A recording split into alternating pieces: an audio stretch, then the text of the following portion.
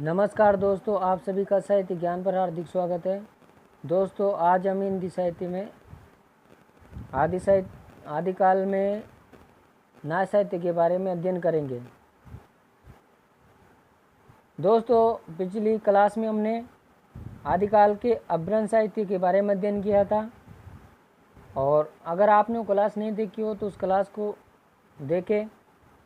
उस प्लेलिस्ट बनी हुई उन सारी क्लासों की, हमने जहाँ से आदिकाल शुरू किया था उन सभी क्लासों की प्लेलिस्ट बनी हुई है संपूर्ण साहित्य के इतिहास के नाम से। अगर उन क्लासों को आपने नहीं देखा हो तो उन क्लासों को देखें। जो भी भाई तैयारी कर रहे हैं नेट JR और TGT PGT RPSC first grade second grade व भारत के किसी भी एग्ज़ाम के लिए जिसमें हिंदी साहित्य का इतिहास पूछा जाता है, उन सभी के लिए ये क्लासें बहुत ही महत्वपूर्ण होने वाली है। तो चलिए दोस्तों, शुरू करते हैं आज की क्लास को। नाथ साहित्य आदिकाल में भगवान शिव के उपासक कवियों द्वारा जिस साहित्य की रचना की गई उसे नाथ साहित्य के नाम से जाना जाता है। नाथ साहित्य के प्रवर्तक डॉक्टर गोरखनाथ। नाथ संप्रदाय का समय रामकुमार वर्मा के अनुसार 12वीं से 14वीं शताब्दी, जो कि सर्वमान्य मत है, और ये नाथों का उत्कर्ष काल माना जाता है। नाथ साहित्य को अवधूत मत संप्रदाय या सन्यासी आचार्य प्रसाद द्विवेदी के अनुसार आदि भी कहा जाता है। नाथ साहित्य का उद्देश्य सिद्धों की वाम मार्गी भोग प्रदान योग साधना की प्रतिक्रिया के रूप में आदिकाल में नाथ पंथियों की हठ योग साधना का आरंभ हुआ। राहुल शंकरतियन के अनुसार नाथ पंथ को सिद्धों की परंपरा का ही विकसित रूप माना जाता है। गोरखनाथ का नाथ पंथ बौद्धों की वर्ज्यान शाखा से निकला हुआ माना जाता है। नाथ अर्थात मुक्ति का दान देने वाला, और मुक्ति का दान वही दे सकता है जो स्वयं मुक्त हो। नाथों की सबसे प्राचीन सूची वर्ण रत्नाकर में मिलती है। नाथ साहित्य का समय 845 ईस्वी राहुल शंकरतियन के अनुसार, 9वीं शताब्दी आचार्य प्रसाद द्विवेदी के अनुसार, 13वीं शताब्दी आचार्य रामचंद्र शुक्ल के अनुसार, और 11वीं शताब्दी डॉक्टर पीताम्बर दत्त बड़तवाल के अनुसार। नाथ साहित्य में गुरु परंपरा का कर्म जालंधर नाथ, जो कि मत्स्येंद्र नाथ के गुरु थे, मत्स्येंद्र नाथ गोरखनाथ के गुरु थे, और गोरखनाथ चरपटनाथ के गुरु थे। नाथ साहित्य की विशेषताएं: गोरखनाथ का नाथ पंथ बौद्धों की वर्ज्यान शाखा से निकला हुआ माना जाता है। सिद्धों की वाम मार्गी भोग प्रदान योग साधना की प्रतिक्रिया के रूप में आदिकाल में नाथ पंथियों की हठ योग साधना आरंभ हुई। आचार्य अजय प्रसाद द्विवेदी के अनुसार नाथ पंथ या नाथ संप्रदाय के सिद्ध मत, सिद्ध मार्ग, योग संप्रदाय, अवधूत मत या अवधूत संप्रदाय भी प्रसिद्ध है। हठ योगियों के सिद्धांत पद्धति ग्रंथ के अनुसार हे का अर्थ सूर्य और ठे का अर्थ चंद्रमा ग्रहण किया गया है, और है जो कि केड़ा नारी का प्रतीक है, और टे पिंगला नारी का प्रतीक है। इस साहित्य में नारी की निंदा का सर्वाधिक उल्लेख मिलता है। इस साहित्य में गुरु को तथा ज्ञान निष्ठा को सर्वाधिक महत्व दिया गया है। इस साहित्य में सांसारिक भोग विलास और मनोविकारों की निंदा की गई है। इस साहित्य में हठ योग साधना पद्धति को अपनाया गया है। नाथ पंथ के अनुयायियों को कनपटा साधु कहा जाता है। मोस्ट इम्पोर्टेंट बिंदु दोस्तों याद रखिएगा, कई बार परीक्षाओं में पूछा जा चुका है बिंदु। हठ योग किसी भी व्यक्ति के द्वारा मन, प्राण, शुक्र, वाक, कुंडलिनी इन पांचों तत्वों पर नियंत्रण कर लेना ही हठ योग कहलाता है। हठ योग को वर्ज योग, जप योग, कुंडलिनी इत्यादि नामों से भी जाना जाता है। नाथ संप्रदाय के बारे में कथन, आलोचकों के मत या कथन। नाथ पंथ सिद्धों की परंपरा का ही विकसित रूप है। राहुल शंकरतियन के अनुसार नाथों का समय 12वीं से 14वीं शताब्दी के अंत तक है। डॉक्टर रामकुमार वर्मा के अनुसार सिद्धों की वाममार्गी भोग प्रधान भोग साधना की प्रतिक्रिया स्वरूप आदिकाल में नाथ पंथियों की हठयोग साधना प्रारंभ हुई। डॉक्टर नागेंद्र का कथन है यह। सिद्ध साहित्य में सिद्ध साहित्य और नाथ साहित्य में अंतर। सिद्ध साहित्य और नाथ साहित्य में अंतर। सिद्ध निरीश्वरवादी थे जबकि नाथ ईश्वरवादी थे। सिद्ध साधना मार्ग में नारी का सहयोग आवश्यक मानते थे जबकि नाथ साधना में नारी से दूर रहने की सलाह देते थे। सिद्ध नारी से वास को ब्रह्मानंद सहोदर मानते थे जबकि नाथ पंथ ब्रह्मचर्य में विश्वास करते हैं। सिद्धों ने काया साधना पर बल दिया है जबकि नाथों ने योग साधना पर बल दिया है। डॉक्टर रामकुमार वर्मा ने नाथों की संख्या 9 मानी है। आदिनाथ, मत्स्येंद्रनाथ, गोरखनाथ, गाहिणीनाथ, चरपटनाथ, चौरंगीनाथ, जालंधरनाथ, भरतरीनाथ, गोपीनाथ। नाथों में आदिनाथ शिव को माना जाता है। गोपीनाथ कविराज द्वारा रचित गोरख सिद्धांत संग्रह में 9 नाथों की संख्या निम्न है। नागार्जुन, जड़भरत, हरिचंद, सत्यनाथ, भीमनाथ, गोरक्षनाथ, चरपटनाथ, जालंधरनाथ, मल्लिकार्जुन। नाथों की भाषा को आचार्य चतुर्सेन शास्त्री ने पकड़ी भाषा कहा है। नाथ साहित्य की प्रमुख कवि एवं उनकी रचनाएं। नाथ साहित्य के प्रमुख कवि तथा उनकी रचनाएं। मत्स्येंद्रनाथ उपनाम मीनापा, मीननाथ, मचंद्रनाथ। मूल नाम इनका विष्णु शर्मा है। समय इनका 9वीं शताब्दी। जन्म स्थान कांगड़ा हिमाचल प्रदेश। कार्य क्षेत्र यूपी गोरखपुर। ये अंतिम सिद्ध कवि माने जाते हैं। महत्वपूर्ण बिंदु दोस्तों याद रखिएगा, कई बार परीक्षाओं में पूछा जा चुका है। इनकी गणना नाथ व सिद्ध दोनों में होती है। नेपाल में इन्हें चौथे बोधिसत्व अवलोकितेश्वर के नाम से जाना जाता है। अब देखते हैं दोस्तों इनकी प्रमुख रचनाएं। कोल ज्ञान निन्ने, अकोलवीर तंत्र, कुलियानंद और ज्ञानकारिका।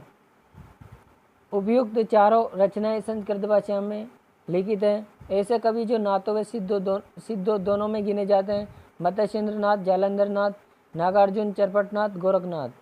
और इनको याद करने की ट्रिक है मजा नाजिगो में से मत्स्येंद्रनाथ, जैसे जालंधरनाथ, ना से नागेंद्र, नागार्जुन जैसे चरपटनाथ, गो से गोरखनाथ।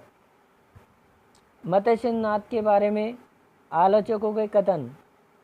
राहुल शंकरत्यान के अनुसार मत्स्येंद्रनाथ पंथ के प्रवर्तक एवं मान सिद्ध थे और सिद्धों की परंपरा को मानते हैं। आचार्य जड़ प्रसाद द्विवेदी। मत्स्येंद्रनाथ और गोरखनाथ की गणना 84 सिद्धों में होती है, परंतु मत्स्येंद्रनाथ ही नाथ पंथ के वास्तविक प्रवर्तक है।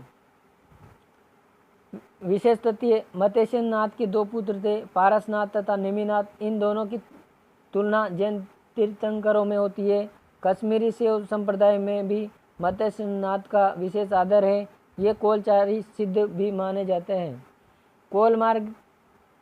इस संप्रदाय में यह माना जाता है कि शिव तथा शक्ति का संबंध अविच्छेद है। कोल साधक शरीर में सुप्त शक्ति को जागृत करता है। ये शक्ति कुंडलिनी शक्ति कहलाती है। गोरखनाथ। इनका समय राहुल शंकरत्यान ने 845 ईस्वी माना है। आचार्य प्रसाद द्विवेदी ने 9वीं शताब्दी।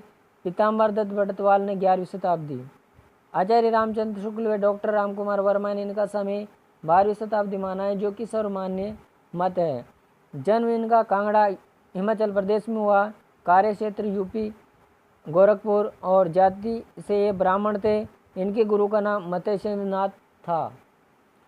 और राजस्थान की जनश्रुति में गोरखनाथ को गुग, जहारपीर या बागपीर आदि नामों से जाना जाता है। रचनाएं। इनकी 40 रचनाएं प्रमाणिक मानी गई है। रामचंद्र शुक्ल ने इनकी 10 प्रमाणिक रचना मानी है।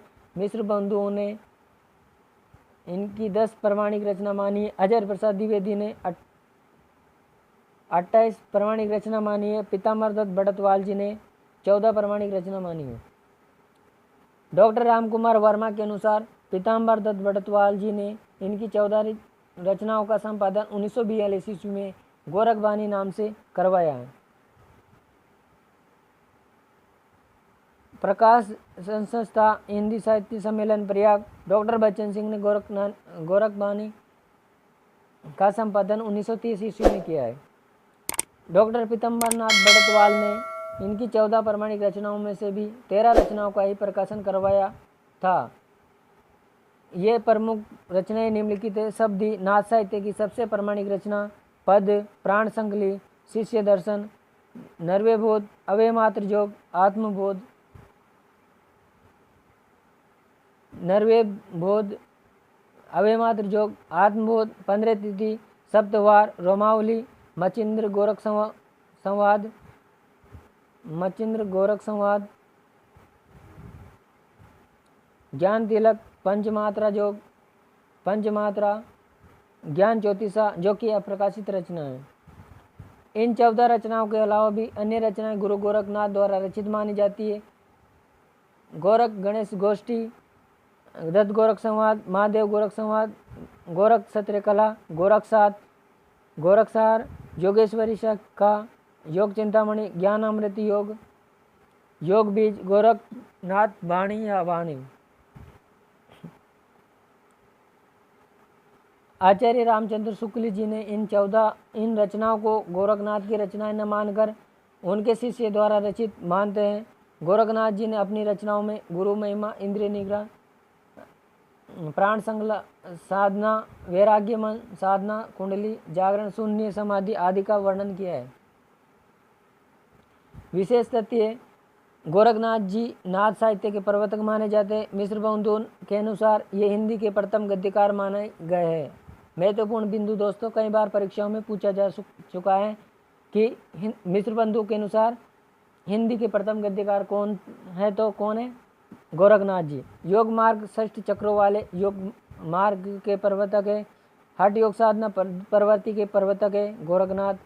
नाथ पंथ में इन्हें भगवान शिव का अवतार माना जाता है। आचार्य रामचंद्र शुक्ल ने इन्हें पृथ्वीराज चौहान के समकालीन बताया है। महाराष्ट्र के संत ज्ञानेश्वर ने स्वयं को गोरखनाथ के शिष्य परंपरा में माना है। और गोरखनाथ का नारा अलग निरंजन। गोरखनाथ को नाथ साहित्य का आरंभकर्ता माना जाता है। गोरखनाथ जी की महत्वपूर्ण पंक्तियाँ, जोय जोय पिंडे ब्राह्मण, अवधुमन चंगा तो कटौती में गंगा, ये तो गोरखनाथ का मत है। जबकि मन चंगा तो कटौती में गंगा, ये रैदास की पंक्ति है।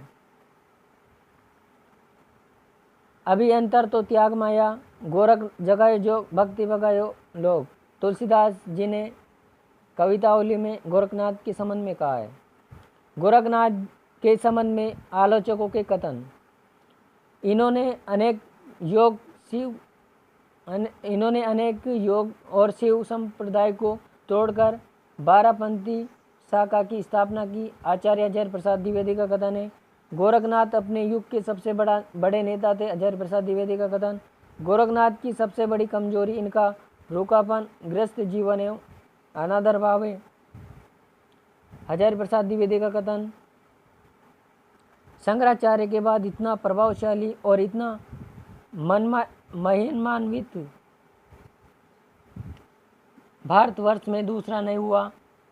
भारतवर्ष के कोने कोने में उनके अनुयायी आज भी पाए जाते हैं। भक्ति आंदोलन के पूर्व सबसे शक्तिशाली धार्मिक आंदोलन गोरखनाथ का भक्ति मार्ग ही था। गोरखनाथ अपने युग के सबसे बड़े नेता थे। अजय प्रसाद द्विवेदी का कथन है और वेरी वेरी इंपॉर्टेंट कथन है दोस्तों, याद रखिएगा, कई बार परीक्षाओं में पूछे जा चुका है।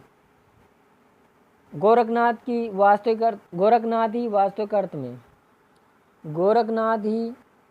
वास्तविक अर्थों में प्रथम नाथ कवि है, जिनका संत साहित्य ऋणी है। नंदोलाल वाजपेयी का कथन, गोरखनाथ की हठ योग साधना, ईश्वर की उपासना के बाह्य विधानों, मूर्ति पूजा, बहुदेववाद को छोड़कर ईश्वरवाद घर के भीतर ईश्वर को लेकर चली थी, जिसमें मुसलमानों के लिए भी आरक्षण था। आचार्य रामचंद्र शुक्ल जी का कथन है,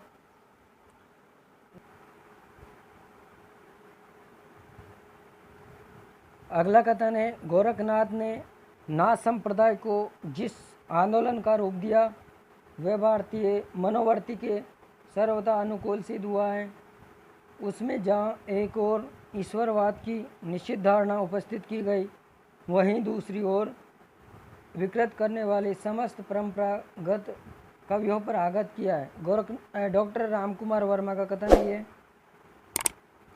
तो दोस्तों, ये थी आपकी हमारी क्लास। आपको हमारी क्लास कैसी लगी कमेंट करके बताना, और अगर आपको हमारी क्लास पसंद आई हो तो इस क्लास को लाइक करें और ज़्यादा से ज़्यादा अपने दोस्तों के साथ शेयर करें, चैनल को सब्सक्राइब करें। मिलते हैं नेक्स्ट वीडियो में। धन्यवाद।